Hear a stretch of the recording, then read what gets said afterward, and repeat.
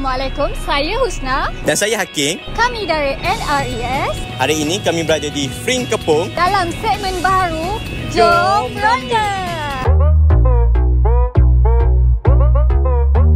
FRIM atau nama penuhnya Institut Penyelidikan Perhutanan Malaysia merupakan salah satu agensi di bawah Kementerian Sumber Asli dan Kelestarian Alam NRES. Tahukah anda, lebih 100 tahun dulu, FRIM merupakan tapak bekas lombong biji timah manakala lereng bukitnya dijadikan kebun sayur. Keadaan tanah pada ketika itu amat terosot dan sukar bagi penanaman pokok. Namun, usaha penanaman pokok dimulakan pada tahun 1926.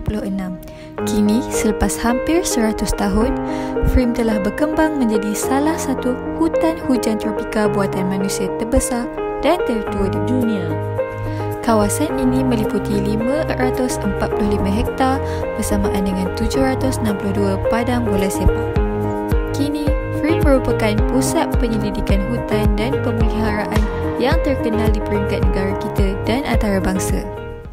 Seterusnya, kami menaiki jejantas Shrimber iaitu Forest Skywalk yang merupakan tarikan yang paling popular di FRIM. Ia terletak di Taman Botani Kepong, kira-kira 800 meter dari pintu masuk taman tersebut.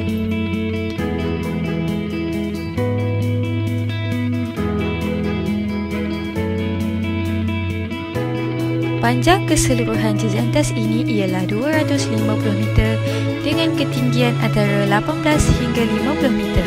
Pengunjung boleh mencabar diri dengan menaiki menara 50 meter. Anda bakal menyaksikan panorama menakjubkan seperti Menara TRX, Merdeka 118, Menara Berkembar Petronas dan Menara Kuala Lumpur. Pada titik tertinggi yang mencapai 141 meter dari aras laut, pengunjung dapat menikmati pemandangan luar biasa hutan FRIM, Kuala Lumpur dan juga Petaling Jaya.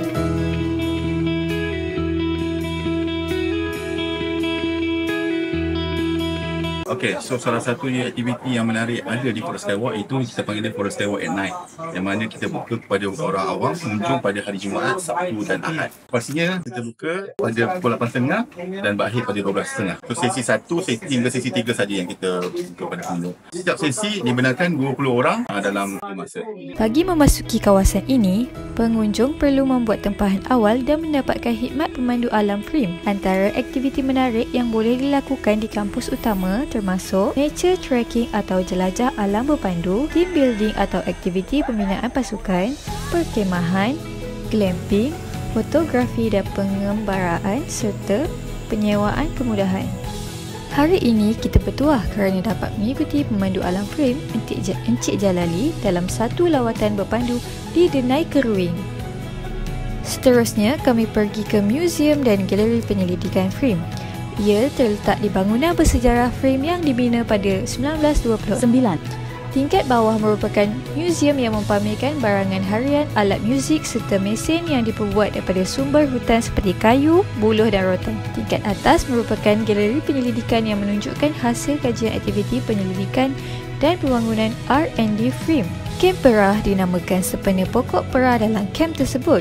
Penyewaan tapak adalah secara eksklusif untuk sewaan seluruh tapak dan tidak dibuka untuk sewaan tapak berasingan secara individu. Kawasan ini mempunyai dua tapak. Tapak A sesuai untuk perkemahan berkumpulan. Tapak B terdiri daripada 8 unit A hut.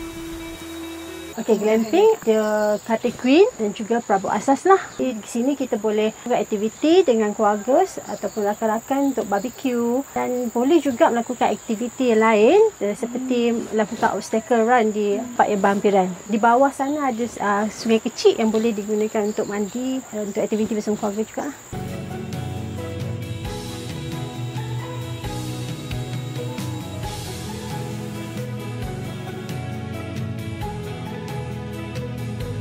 Bagi pengunjung yang sukakan cabaran, Perah High Rock Obstacle menawarkan pengalaman yang mencabar dan menyeronokkan.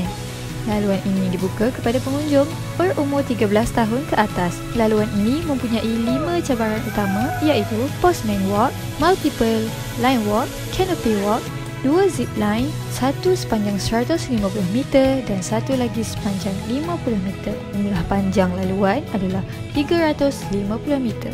Jadi, apa tunggu lagi? Jom datang ke Frim. Alami sendiri keindahan alam semula jadi dan aktiviti menarik yang disediakan.